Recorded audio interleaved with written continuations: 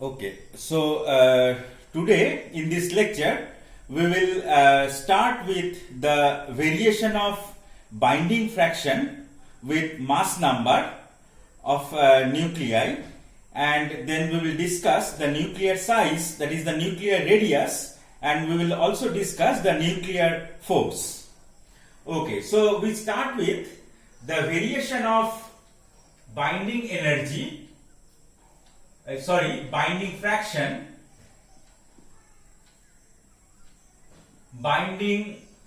fraction versus mass number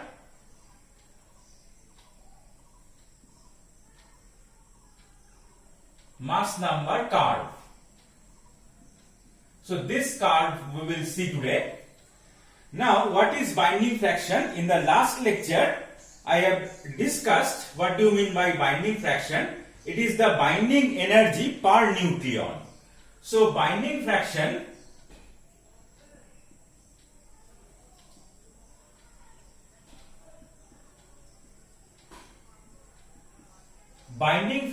FB is equal to binding energy divided by the mass number, that is the binding energy per nucleon. So this is the binding fraction. Now we will see the variation of this binding fraction with the mass number A for various nuclei. Okay, so we will see the variation with a graph.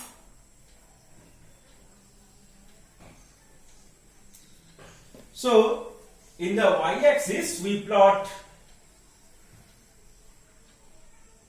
the binding fraction FB. It is in mega electron volt per nucleon.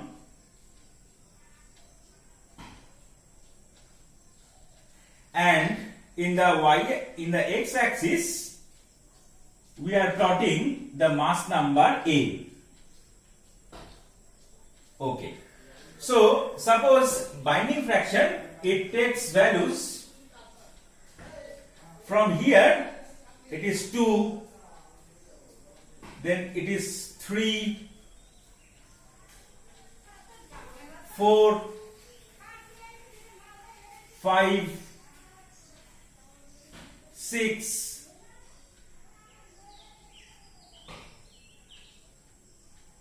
7,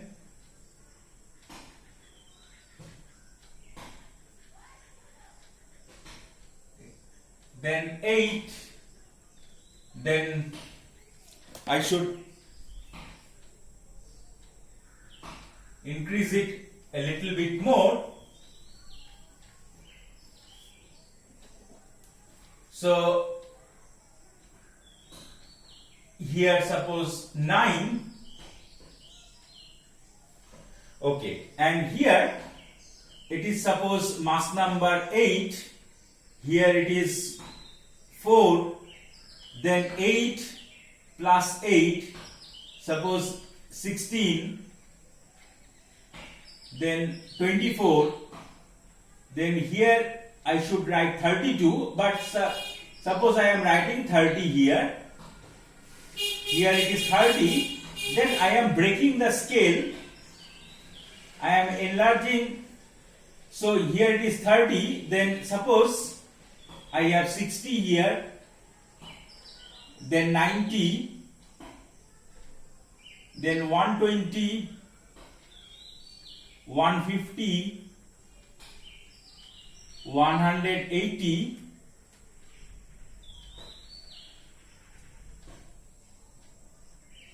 210, 240. Okay, so it is seen that this binding fraction FB,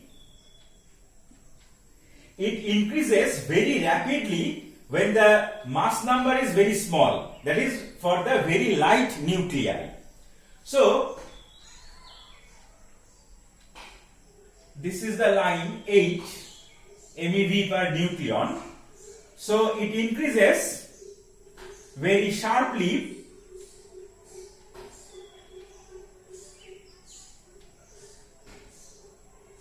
and we have a peak here, then it falls, then we have another peak,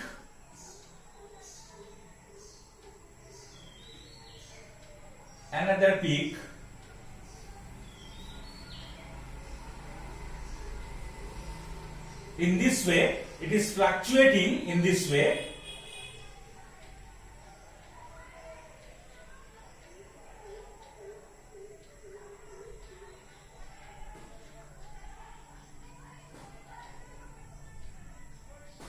Then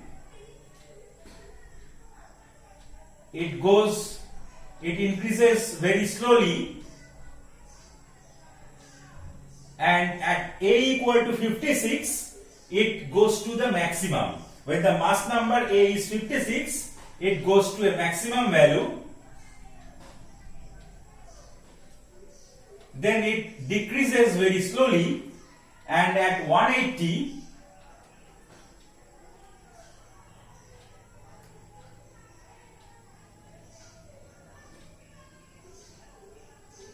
so this is more or less the rough sketch of the variation of binding fraction with the mass number.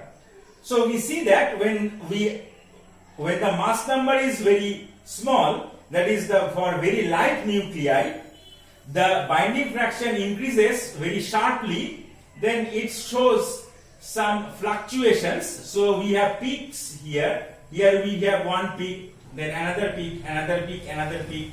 Here also we have a peak, here also we have a peak. Then around A equal to 20, when A is of the order of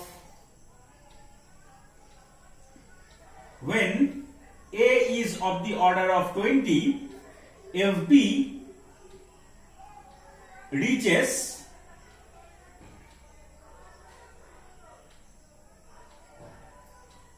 reaches 8 MeV mega electron volt per nucleon. Okay, then as A increases, so by the after 20, that is when the A is 20, the binding fraction reaches to the value 8 MeV per nucleon. Then after that it increases very slowly and it reaches maximum. FB is maximum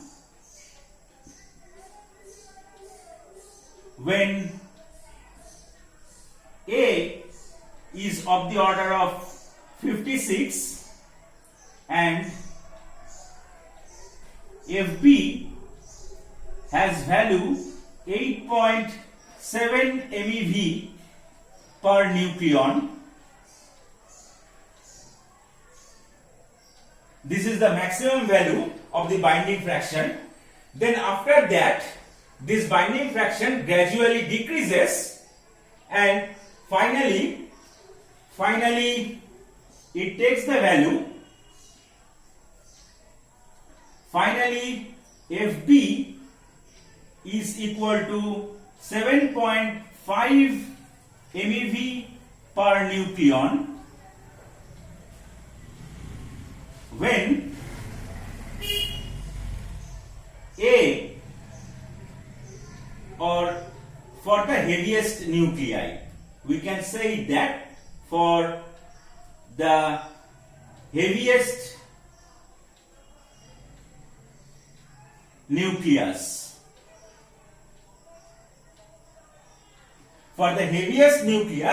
the binding fraction takes the value 7.5 mega electron volt per nucleon.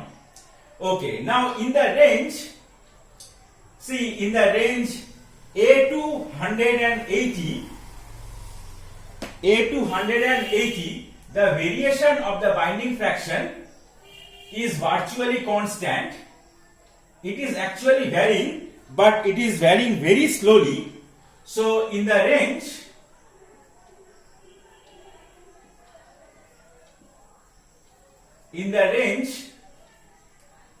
20 less than A less than 180, FB is virtually constant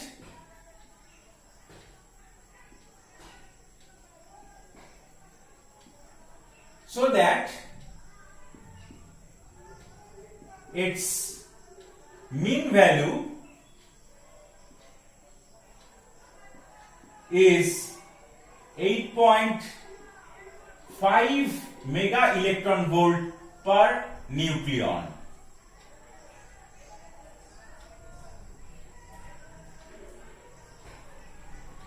So 8.5 mega electron volt per nucleon.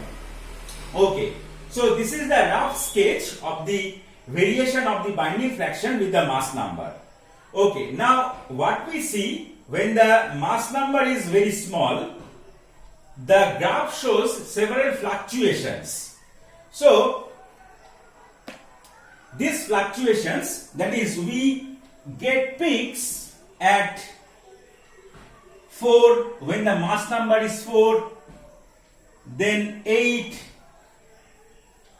then 12, 16, etc. So when A is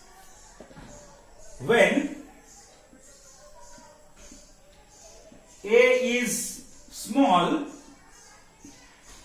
FB shows rapid fluctuations,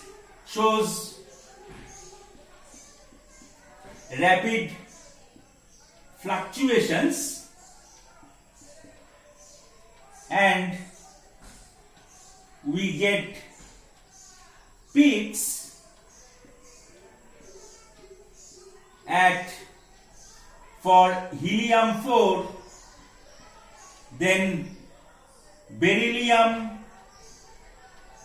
8, then carbon 12, then oxygen 16, ... That is, when the mass number A is equal to 4 into n, where n is equal to 1, 2, 3, ... So for these mass numbers, we get peaks in the binding fraction graph. Okay, now this binding fraction graph also shows peaks at this FB, that is the binding fraction, also shows peak values. FB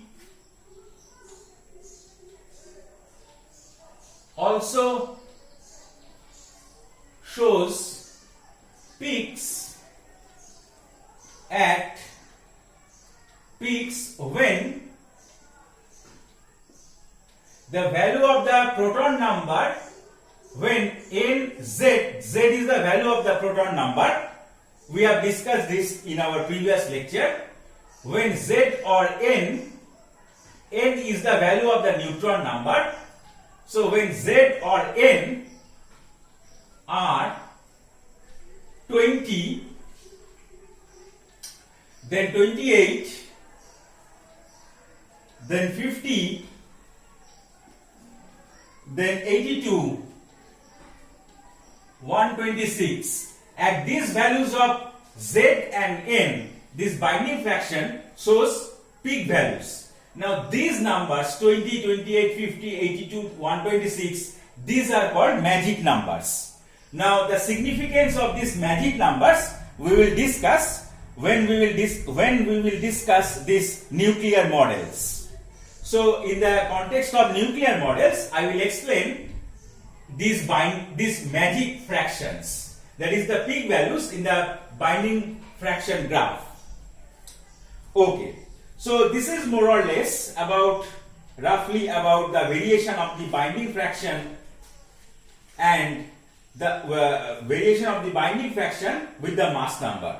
Okay, now we will go to the radius of the nucleus.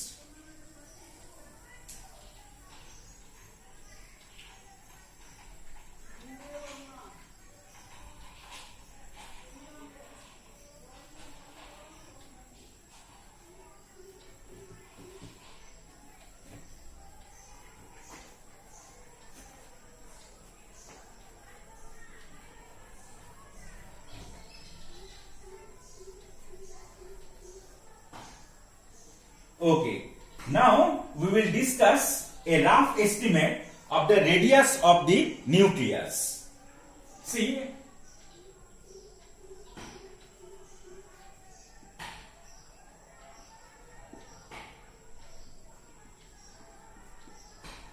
nucleus or nuclear size. Now most experiments shows that most of the nuclei have spherical shapes. So experiment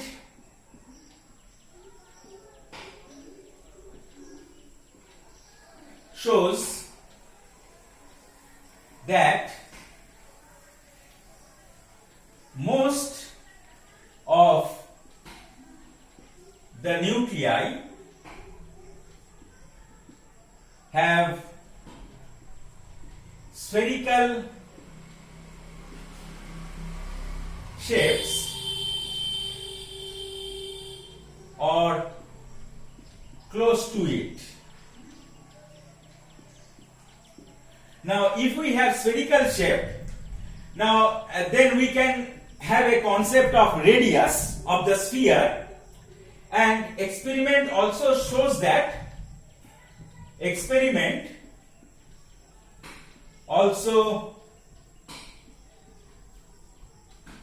that the electric charge density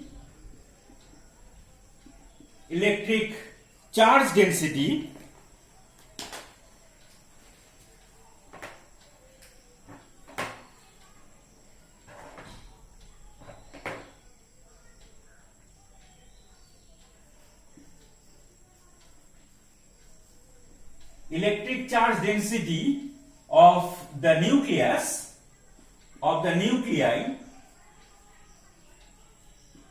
are almost constant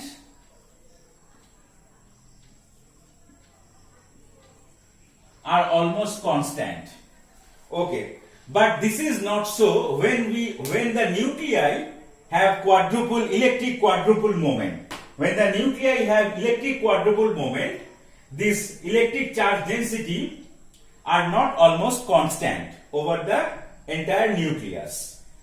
Okay, now experiment also shows that the mass density of the nucleus is also constant. So experiment also shows that the mass density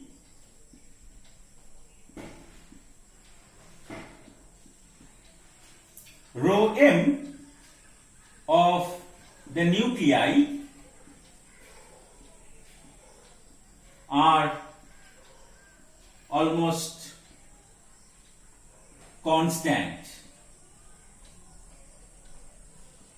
Now it is found that the mass density rho m,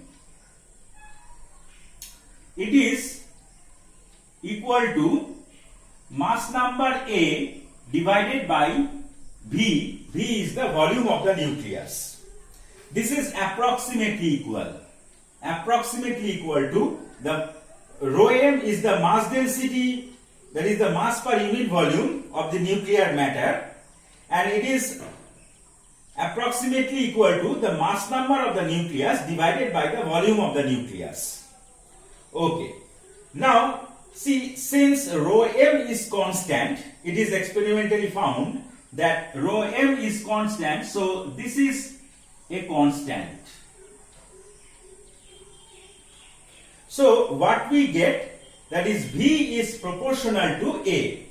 So from here we can see that V is proportional to A.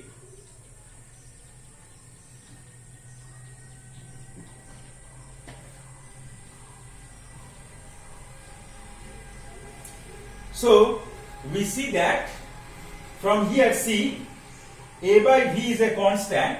So V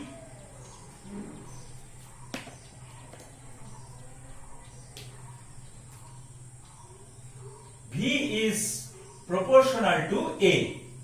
Okay. Now experiment, since most of the nuclei are spherical in shape, so V I can write down as 4 by 3 pi r cube. We can write the volume of the nucleus, where capital R is the radius of the nucleus. So volume of the nucleus will be 4 by 3 pi r cube, and it is proportional to A. Okay. So since it is proportional to A, so R, radius of the nucleus, is proportional to A to the power 1 by 3. From here we can write down. So we can write down the radius of the nucleus, capital R, is equal to R0. R0 is a constant. Then A to the power 1 by 3. So this is a rough estimate of the radius of the nucleus, and it is related with the mass number of the nucleus, that is capital R, that is the radius of the nucleus, is equal to some constant multiplied by the mass number to the power 1 by 3. And this R0 is called the nuclear radius parameter.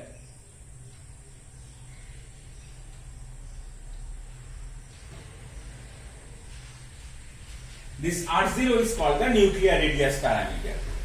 So this is more or less the rough estimate of the radius of the nucleus. Now this is based on the fact that most of the nuclei are spherical in shapes, and experiments shows that the mass density is almost constant over the entire nucleus.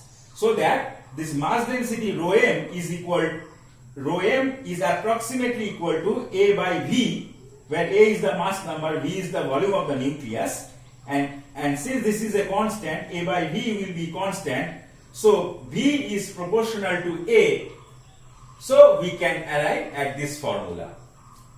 Okay. Now we will discuss the nuclear force. See, it is a